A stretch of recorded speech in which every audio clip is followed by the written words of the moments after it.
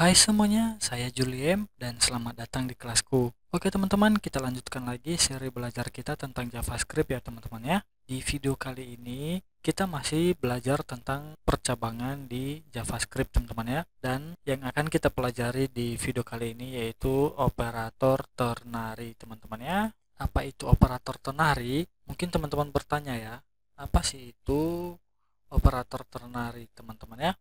Nah, jadi teman-teman, operator ternary ini merupakan shorthand-nya teman-teman ya untuk percabangan if. Tapi si ternary ini dia lebih singkat penulisannya teman-teman, atau penulisan sintak, dan akan to the point dia teman-teman ya. Sama seperti if teman-teman, kita juga bisa membuat percabangan lebih dari satu kondisi dan juga lebih dari dua pilihan atau aksi nantinya teman-teman ya, dengan menggunakan si operator ternary ini juga teman-teman. Dan operator ini biasanya teman-teman digunakan ketika ingin mengubah sebuah nilai pada variabel teman-teman ya, berdasarkan kondisi percabangan nantinya yang akan kita buat teman-teman pada program atau aplikasi yang kita buat dengan JavaScript ini teman-teman ya. Oke, tanpa berlama-lama teman-teman ya, langsung saja teman-teman ya, di video kali ini nanti kita akan membahas tentang ya tentu operator ternary teman-teman ya.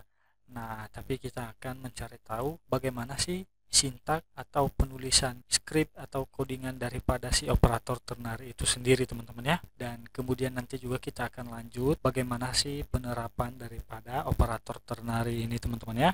Nah, kita akan praktek di video ini teman-teman. Yang pertama itu sintaknya itu seperti ini teman-teman ya. Kondisi, kemudian tanda tanya, nah kemudian nilai true. Oke, teman-teman ikutin aja. Nanti saya akan jelasin apa itu kondisi, kemudian tanda tanya, nah kemudian nilai true, kemudian titik dua ya teman-teman ya. Kemudian nilai false. Nah, jadi seperti inilah daripada sintak atau penulisan si operator ternary ini teman-teman ya. Jadi diawali dengan kondisi. Kita akan menguji kondisinya teman-teman ya. Makanya nanti di sini ada tanda tanya kondisinya ya, kita uji. Kemudian jika kondisi kita ini bernilai benar nantinya teman-teman, maka nilai yang true ini yang akan dikembalikan atau dieksekusi nantinya teman-teman. Tapi jika kondisi yang kita uji ini bernilai salah teman-teman, maka yang akan dikeluarkan atau dieksekusi si program JavaScript kita itu nantinya adalah nilai false ini teman-teman ya, atau statement yang berada di sebelah kanan setelah titik dua ini teman-teman ya. Itu jika nilai atau kondisi yang kita uji itu bernilai false teman-teman. Oke, saya ulang lagi teman-teman ya. Jadi, jika kondisinya bernilai true, yang kita uji ini bernilai true teman-teman ya, maka nilai yang akan dihasilkan itu adalah yang berada di sebelah kiri sebelum titik dua ini teman-teman. Oke, saya harap teman-teman mengerti ya daripada penjelasan atau penggunaan daripada sintaks ternary ini teman-teman ya. Langsung saja kita contohkan teman-teman ya, bagaimana sih penggunaan si operator ternary ini teman-teman ya. Di sini misalnya kita punya variabel nilai teman-teman ya. Awalnya nilai ini kita set misalnya 70 teman-teman ya. Kemudian kita juga punya variabel hasil. Nah, hasilnya ini kita set string kosong aja teman-teman. Nah, kemudian coba kita menggunakan if biasa teman-teman ya. Kita buat if nilai lebih besar dari 65, maka hasilnya sama dengan misalnya lulus ya. Else jika nilainya tidak lebih besar dari 65 yang ini teman-teman ya, yang kita uji, maka hasilnya gagal ya. Gagal seperti ini teman-teman. Nah, kita console log si nilainya. Console log variabel nilai. Teman-teman ikutin, setelah teman-teman ikutin udah diketik, kemudian save aja teman-teman, dan kita lihat hasilnya di konsol browser kita. Ops, maaf teman-teman, harusnya yang akan kita console log itu bukan nilai tapi hasil teman-teman ya. Nah, seperti ini teman-teman ya. Save. Nah, yang akan keluar itu adalah lulus. Kenapa lulus? Karena nilai yang kita uji bernilai true teman-teman ya. Nah, nilainya false, misalnya di sini kita buat 75, kemudian kita save, di sini akan muncul atau statement yang akan dieksekusi yaitu yang di sini teman-teman ya. Hasilnya gagal karena kondisi yang kita uji adalah bernilai false teman-teman ya. Ini kalau kita menggunakan if else biasa teman-teman ya. Oke, sekarang kita akan menerapkan si operator ternari ini teman-teman ya. Oke, langsung saja teman-teman ya. Di sini kita punya misalnya let hasil. Oh, harusnya di atas kan sudah kita buat variabel hasil teman-teman. Harusnya di sini kita tidak usah deklarasi lagi teman-teman. Bisa langsung kita buat seperti ini. Hasil sama dengan nilai lebih besar dari 65. Maka nilai yang akan kita kembalikan yaitu lulus teman-teman ya. Kalau tidak berarti gagal. Seperti ini teman-teman ya.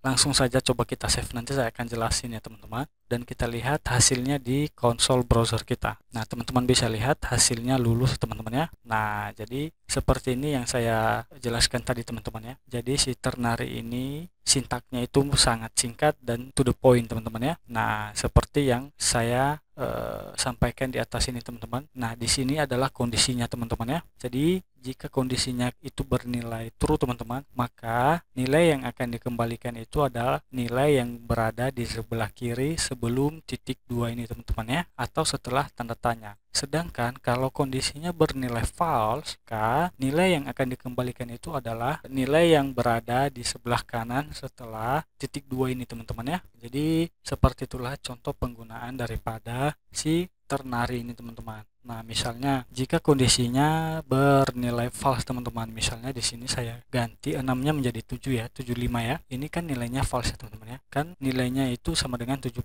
Sedangkan kita uji dengan 75. Ya, nilai false lah karena nilai itu tidak lebih besar daripada 75 teman-teman ya. Maka nilai yang akan dieksekusi atau yang akan dikembalikan nantinya adalah gagal teman-teman ya. Kenapa? Karena nilai yang kita uji ini bernilai false teman-teman. Coba teman-teman save dan kita lihat di konsolnya. Nah, sama saja teman-teman ya. Nah, jadi teman-teman seperti inilah penggunaan ternary itu teman-teman ya. Jadi teman-teman bisa memutuskan mau pakai yang seperti mana, seperti apa teman-teman. Ternary seperti ini atau juga if else yang seperti ini teman-teman. Bebas ya.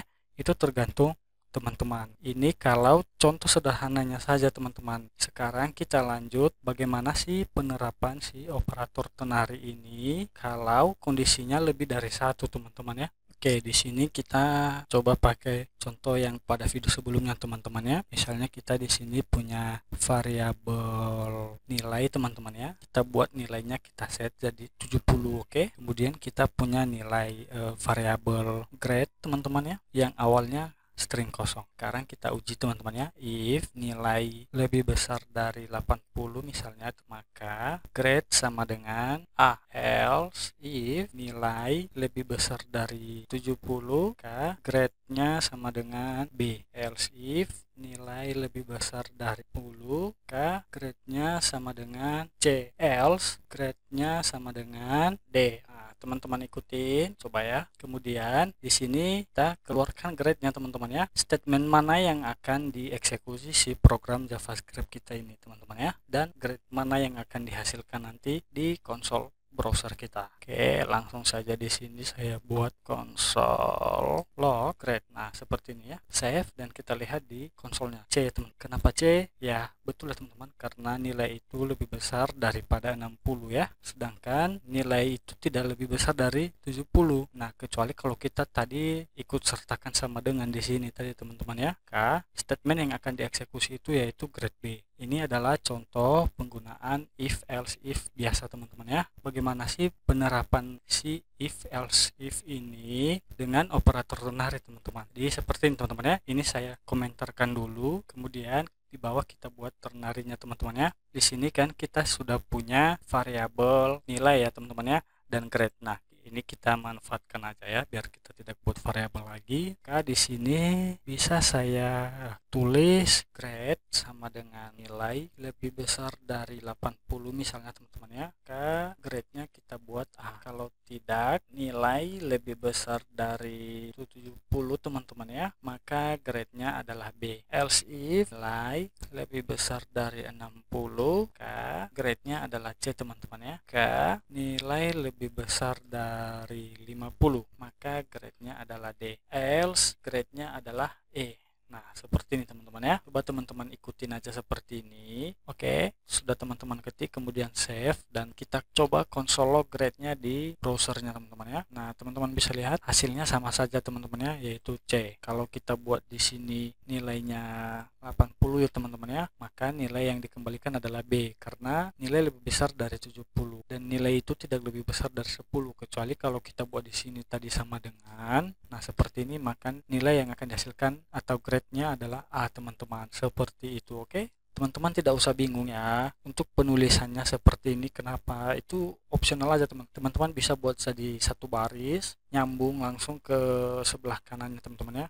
Ini saya buat biar teman-teman lebih mengerti ya, lebih jelas sintnya. Nah, jadi seperti inilah penggunaan daripada operator ternari jika kondisi atau statement yang akan kita buat itu lebih dari satu teman-teman ya. Jadi saya ulang lagi, teman-teman bisa memutuskan mau memakai cara yang seperti apa. Bisa seperti ini, if, else, kemudian yang ini adalah cara dengan menggunakan sintak operator ternari itu sendiri teman-teman ya. Oke, ini saya hapus ya teman-teman ya. Saya harap teman-teman sudah mengerti. Kita lanjut sekarang pada contoh selanjutnya teman-teman ya. Contoh yang terakhir, bagaimana sih penerapan operator ternari ini pada sebuah fungsi teman-teman ya. Jadi kita bisa menerapkan operator ternari dalam sebuah fungsi atau function di JavaScript itu sendiri teman-teman. Oke, teman-teman bisa ikutin seperti ini teman-teman ya. Misalnya kita punya cons hasil ya, sama dengan num, saya pakai arrow function teman-teman ya. Teman-teman tidak perlu bingung apa sih function ini teman-teman ya. Nah, untuk function itu akan kita pelajari di video terpisah lagi nanti teman-teman ya. Di sini kita cuma membahas penerapan si operator ternari itu sendiri teman-teman ya. Di sini saya mau buat atau kita pakai if biasa dulu teman-teman ya. If num lebih besar daripada 70, maka kembalikan nilai. Misalnya kita buat di sini maaf, kita return dulu, return console log lulus, else-nya return console log gagal. Setelah itu kita mau mengeluarkan hasilnya, apakah nilainya nanti lulus atau gagal teman-teman ya. Kita bisa keluarkan di sini nama fungsinya langsung teman-teman ya, hasil ya. Nama fungsinya kan hasil teman-teman ya. Kemudian buka tutup kurung, kemudian kita masukkan nilainya. Misalnya kita buat 80 dan kita save. Nah, teman-teman bisa lihat nilainya yang dikeluarkan itu atau yang dieksekusi adalah si gagal ini teman-teman ya. Kenapa? Karena 70 kan tidak lebih besar daripada 70. Nah, kecuali tadi kalau kita buat di sini sama dengan kemudian save, maka statement yang dieksekusi itu yang ini teman-teman, yang lulus. Nah, harusnya kalau ini kita hapus sama dengannya, kalau mau kita lulus ya kita harus lebih besar daripada 70, misalnya 71. Maka nilai yang keluar adalah lulus teman-teman ya. Ini kalau kita menggunakan operator if biasa teman-teman ya. Nah, sekarang kita coba pakai operator ternarinya teman-teman ya. Di sini kita punya juga cons hasil ya teman-teman ya, sama dengan num lagi seperti tadi teman-teman ya. Nah, kemudian di sini kita buat ternarinya teman-teman. Num lebih besar daripada 70, maka tampilkan lulus. Oke, kalau tidak, maka hasilnya kan gagal ya. Seperti ini. Kita coba console log hasilnya. Console log hasil, buka tutup kurung, maka di sini kita masukin nilainya. Misalnya kita buat 70 lagi teman-teman ya. Kita coba, maka nilai yang akan dikembalikan adalah gagal teman-teman ya. Harusnya kita save. Aduh, kenapa? Ada yang salah kah? Num define. Oh iya teman-teman, harusnya seperti ini teman-teman ya, karena kita menggunakan arrow function teman-teman. Maaf ya, harusnya di sini bukan sama dengan tapi sama dengan tanda panah gitu teman-teman ya. Nah, kita save lagi teman-teman. Nah, teman-teman bisa lihat nilai yang dikembalikan adalah gagal teman-teman ya, atau nilai yang berada di sebelah kanan setelah titik 2. Kenapa gagal? Karena kondisi yang kita uji itu bernilai false teman-teman ya. Nah, jika di sini kita buat misalnya 75, maka lulus ini yang akan dikembalikan teman-teman. Kita save. Nah, teman-teman bisa lihat di konsolnya ya. Nah, jadi seperti itulah beberapa contoh penerapan si operator ternary ini teman-teman ya. Kita sudah mencoba contoh sederhananya, contoh lebih dari satu kondisi dan statement teman-teman ya. Dan juga kita telah menerapkan si operator ternary itu sendiri dalam sebuah atau di dalam fungsi ya teman-teman ya. Saya harap teman-teman mengerti ya. paham akan penggunaan si operator ternary itu sendiri. Kalau masih ada bingung atau ada yang ditanyakan, silakan aja teman-teman ya, tanyakan di kolom komentar yang ada di bawah video ini teman-teman ya. Nah, oke. Untuk video kali ini cukup sampai di sini.